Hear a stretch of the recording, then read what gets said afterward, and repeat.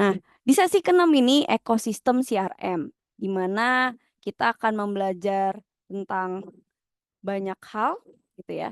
Kita akan mencakup dengan ERP, ada yang kantor yang menggunakan ERP nih, Enterprise Resource Planning. Jadi di mana aplikasi rantai pasok seperti contohnya SAP gitu ya, SAP ya ngomongnya. Terus kemudian Oracle gitu ya, seperti itulah. Jadi di situ ada ekosistem CRM, Customer Relationship Management, di mana berbagai sistem dari back office kita bisa lihat ya permintaan dari customer sendiri, terus kemudian permintaan dari pasar, itu dari sistem back office. Jadi semua yang ada di belakang perusahaan kita cakup untuk sistem organisasinya. Jadi antar antar eksternal pun nanti kita udah tahu, oh kira-kira kita butuh berapa produk atau berapa jasa atau orang ya, kalau jasa kan orang ya. Manusia, yang kita butuhkan dalam sistem organisasi kita. Jadi memang dapat mencakup juga eksternal, yaitu adanya vendor. Biasanya vendornya butuh berapa, vendornya kita audit atau nanti vendornya kita cek apakah produk tersebut sesuai dengan keinginan kita untuk pembangunan dari produk maupun jasa kita. Jadi memang ada beberapa contohnya.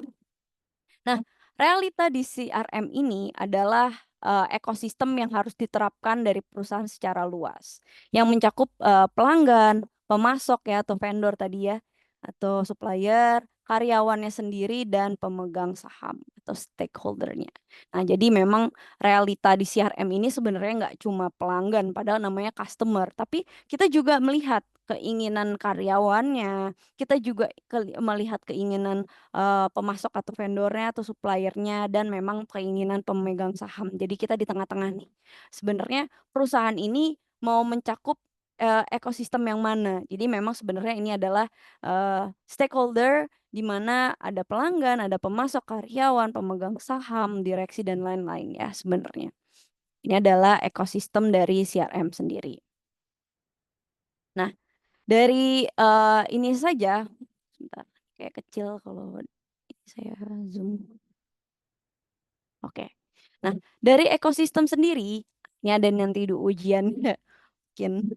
Nah, ekosistem CRM ada 3 kelompok utama, yaitu CRM solution providers, hardware dan infrastruktur vendor, serta service provider. Jadi ada solution provider, ada ekosistemnya, ada service provider, dan ada hardware dan infrastruktur vendor. Jadi sebenarnya di CRM ekosistem ini atau ekosistem CRM ini sebenarnya kebalik-balik. Bentar, saya pakai ini deh. Di ekosistem CRM ini, yang ini ya. Bentar, saya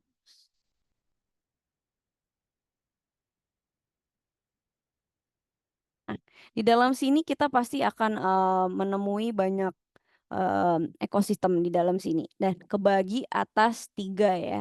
1, 2, 3. Nah, apa sih perusahaan? Ya pasti kalian juga tahu providernya apa. Apa yang kita pakai, apa yang kita gunakan. Terus kemudian solusinya. Nah, ini kayak contohnya tadi, kita menggunakan Oracle kah, kita menggunakan Microsoft kah, kita menggunakan Monkey Monkey apa namanya? Question gitu ya, Monkey. Jadi kayak ada kita ngasih tahu ke customer terus untuk mengisi kuesioner dari jasa atau produk yang kita laksanakan. Contohnya memang mungkin ada beberapa gitu ya. Di sini ada nggak ya? Saya coba cek. Di sini produknya dia bisa kasih tahu nih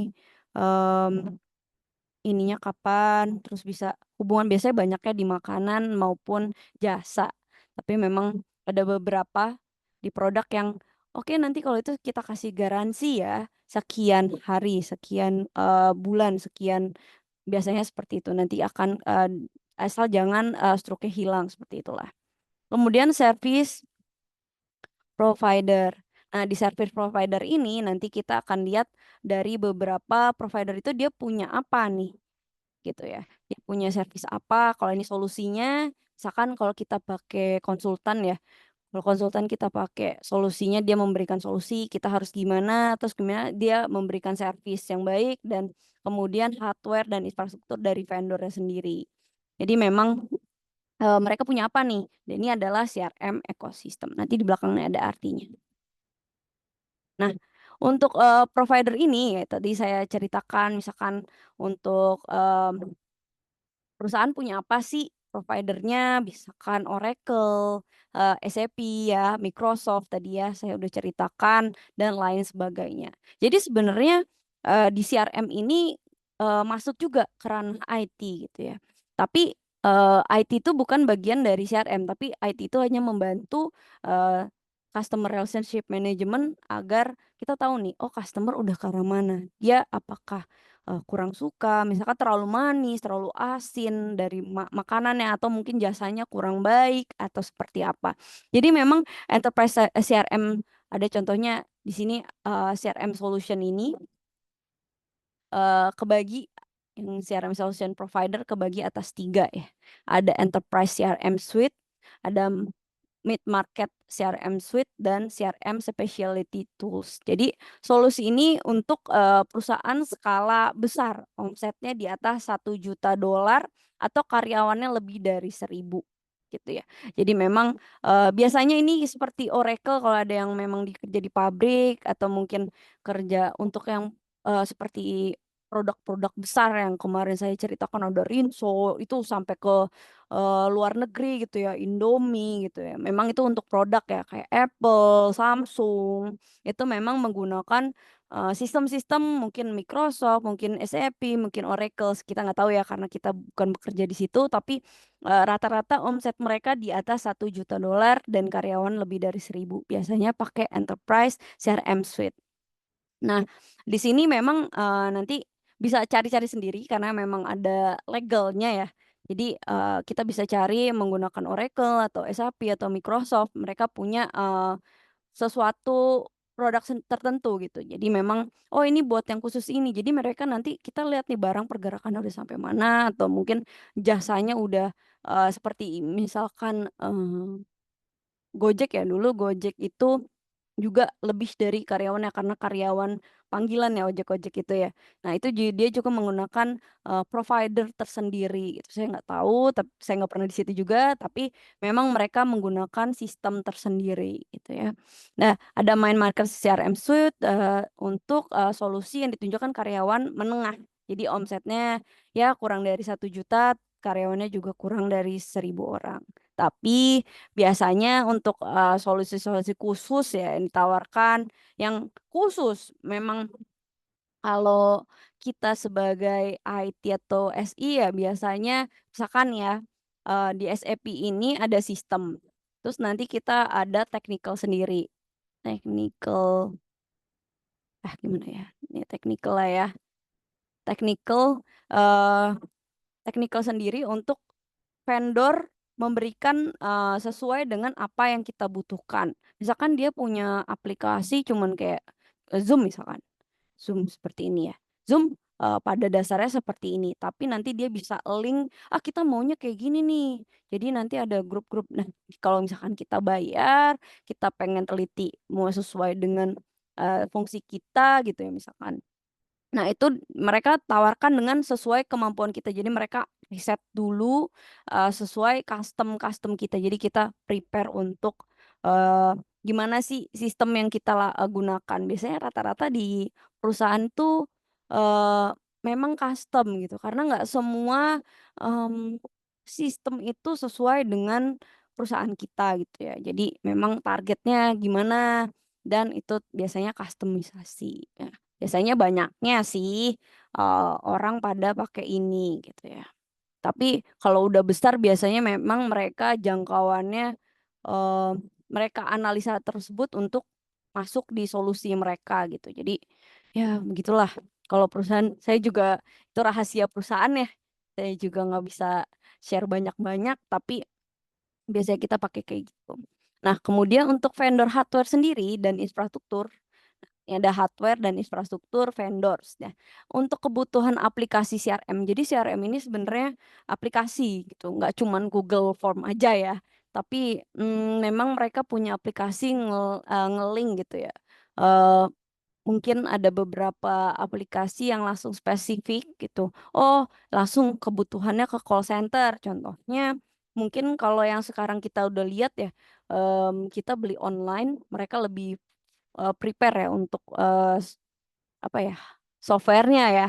Jadi kalau kita salah kirim, kita salah terima, kita minta mau membalikan barang atau jasanya kita nggak sesuai, kita bisa protes kepada si call centernya gitu. Jadi memang karena untuk memenuhi call center yang cukup sibuk ya. Kalau misalkan ada yang pernah protes mungkin di Shopee, Tokopedia, Bukalapak dan lain-lain ya. Itu mereka call centernya biasanya nggak 24 hour, nggak seperti itu.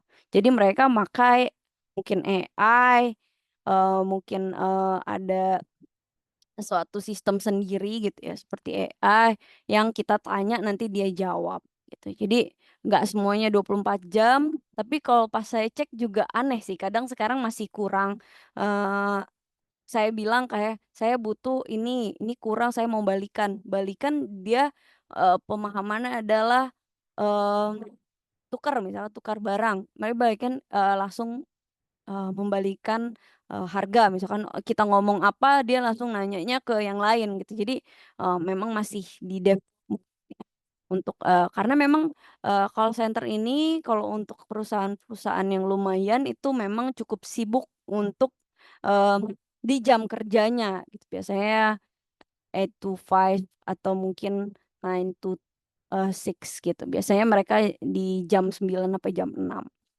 Nah, perangkat kelas sendiri itu harus memadahi ya. Jadi memang cukup andal biasanya menggunakan IBM, HP, Siemens, dan sebagainya. Memang beberapa ada yang seperti server gitu ya, biasanya menggunakan IBM, terus kemudian HP, Siemens, dan sebagainya. Mungkin sekarang ada produk-produk baru saya nggak ke sana lagi, jadi mungkin perangkatnya cukup develop lagi yang brand-brand Cina, mungkin brand-brand yang, luar negeri lainnya. Mungkin sedangkan untuk penyedia infrastruktur yang cukup handal, biasanya kita taunya Cisco ya. Ada yang pasti dengernya Cisco udah denger nih karena dari, terkenal gitu atau Avaya atau Genesis ya, Genesis. Jadi memang rata-rata pada pakai, sistem penyedia infrastruktur sendiri-sendiri gitu. Jadi biasanya ada, nge-link dengan perangkat, hardware dan infrastruktur dari mereka gitu sebenarnya. Kalau teliti lebih dalam, ada yang tertarik untuk ini sebenarnya di perusahaannya sendiri itu kita bisa, develop sampai, oh ternyata perusahaan kita tuh pakainya ini gitu ya. Sebenarnya bisa jadi tesis atau skripsi ya. Jadi untuk, sebenarnya di perusahaan kita ini misalkan pada kerja di A gitu ya. Di PT A sebenarnya infrastrukturnya sudah memenuhi dengan menggunakan, misalkan Cisco gitu ya. Dan misalkan perangkat kerasnya adalah ini gitu ya, brand ini. Terus gimana sih ada beberapa yang menggunakan 2 gitu. Nah, kita bisa, bandingkan infrastruktur mana sih yang sebenarnya lebih baik gitu, itu juga udah bisa jadi tesis gitu sebenarnya dengan, mungkin sistemnya, kuantitatif. Jadi nanti kita sebar kuesioner sebenarnya lebih cepat ini apa ini gitu, atau seperti apa. Jadi mungkin tergantung nanti, masing-masing gitu.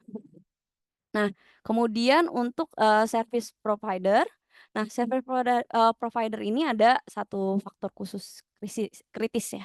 Nah, penerapan implementasi CRM ini seringkali jadi kalau kita pikir kan CRM, cuma nanyain customer, eee, ternyata CRM ini membutuhkan, sebenarnya perubahan dalam strategi. Jadi sebenarnya, untuk CRM ini adalah kita tahu dari customer A, B, C udah banyak nih yang protes atau komplain atau memang mereka ingin masukan saja kita langsung, oh misalkan, kalian jalan-jalan atau misalkan kalian, menggunakan jasa pijat gitu ya.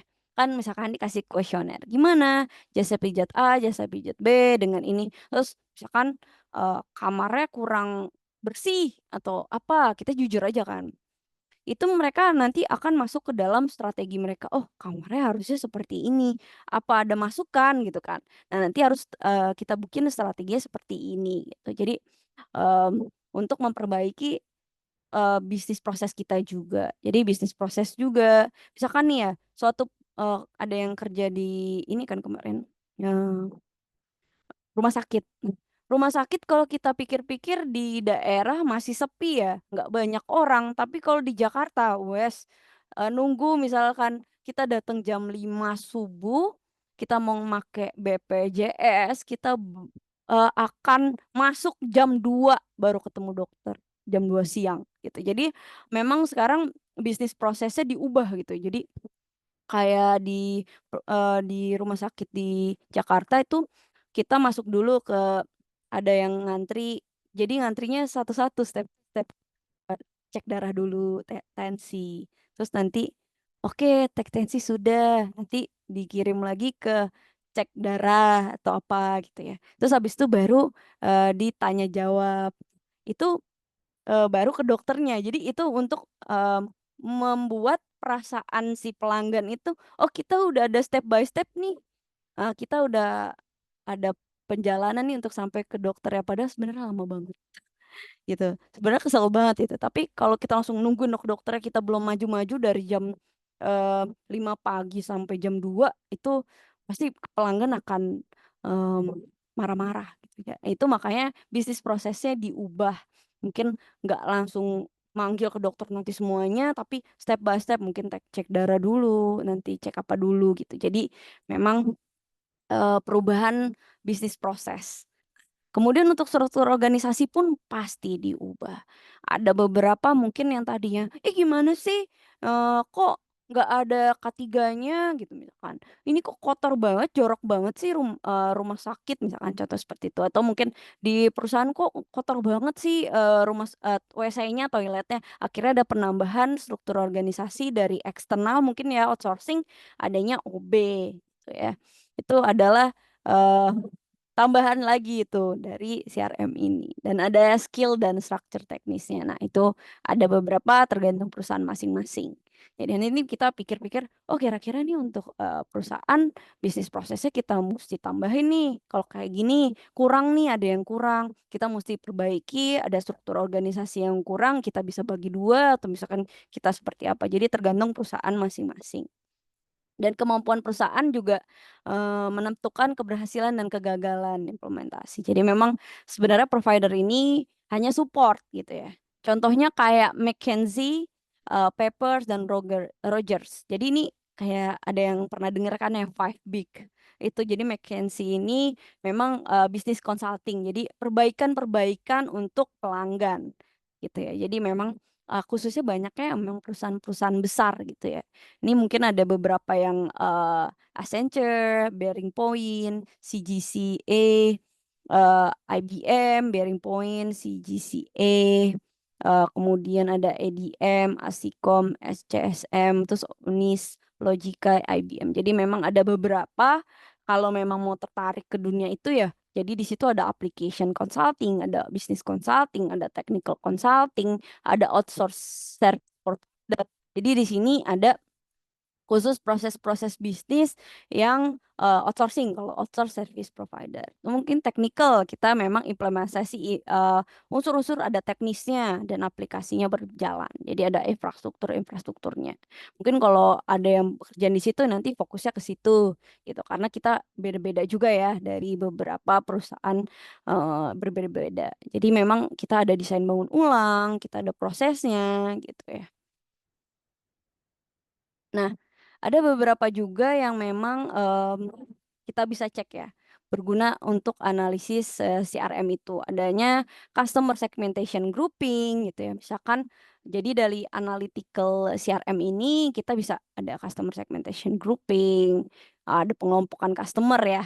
Kemarin kita udah mulai mengkelompokkan ya, misalkan ibu rumah tangga, terus misalkan anak balita, misalkan umur sekian sampai sekian, terus analisis profitable-nya, customer mana nih yang mendatangkan profit paling banyak dalam kurun waktu tertentu. Misalkan dalam 1 tahun customer ini yang seumuran ini gitu ya, belinya paling banyak nih, gitu ya. Jadi kita bisa analisis, oh dia belinya kayak gini gitu ya. Kemudian personalization over.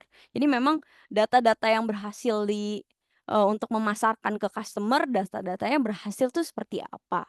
Jadi memang mereka mau belinya kayak gimana. Atau event monitoring. Jadi misalkan ada buy one get one, ada buy two get one free, buy three cuman harga sekian, misalnya 100.000 beli 3 gitu ya, dapat 3, biasanya cuma dapat 2. Nah itu kita bisa lihat monitoring event mana yang memang membuat customer ini tertarik untuk membeli, atau mungkin kalau kita join member gitu atau apa. Jadi memang kita bisa lihat, kita bisa prediksi dan predictive modeling. Jadi perbandingan antara rencana pengembangan produk dengan kesuksesan di kemudian hari. Jadi kita data-data kita kumpulin. Nah, asal tahu aja mungkin di Indonesia produk nggak terlalu banyak ya, aneka ragam. Mungkin seperti susu, susu rata-rata yang laku tuh cuma susu coklat, susu stroberi, sama susu vanila, ya kan? Ada 3 itu ya. Sebenarnya susu banyak banget, ada susu rasa jeruk, susu rasa buah-buahan yang lain, taro dan lain-lain. Tapi pas di tester, itu cuman awal doang memang penasaran customer rasanya gimana, ternyata balik lagi ke 3 rasa susu tersebut. Nah, makanya kita bisa tester di Indonesia, oh mereka sukanya susunya 3 rasa aja, yang lain enggak. Makanya es krim pun sekarang kalau dilihat yang kotak itu cuma vanila, coklat, stroberi. Nah itu dari mana? Dari pengembangan produk yang ada ternyata kita sih belum suka. Mie pun juga seperti itu. Kita bisa lihat ya, cek dari produk-produk makanan yang lebih kita gampang lihat. Mungkin juga ada pijat, urut, terus televisi, mungkin langganan Netflix dan lain-lain, kita bisa lihat, oh ternyata customer kalau mau langganan cuman pas lagi ada ini, kalau nggak langganan gitu. Nah itu kita bisa lihat prediksi model apa lagi nih yang buat customer ini membeli produk lagi. Terus secara repeat order. Nah, benefit yang dari analytical CRM ini tidak hanya menciptakan customer relationship. Jadi lebih produktif dari luas dari sales service, ada supply chain management, dan ada indikator. Jadi kita bisa lihat nih, ngecek semuanya. Jadi harganya kompetitif, terus kemudian cost-nya lebih ditekan. Kita sebenarnya semuanya efisiensi, lebih efisien, delivery-nya cepat, dan kita bisa lihat nih dari customer tersendiri juga.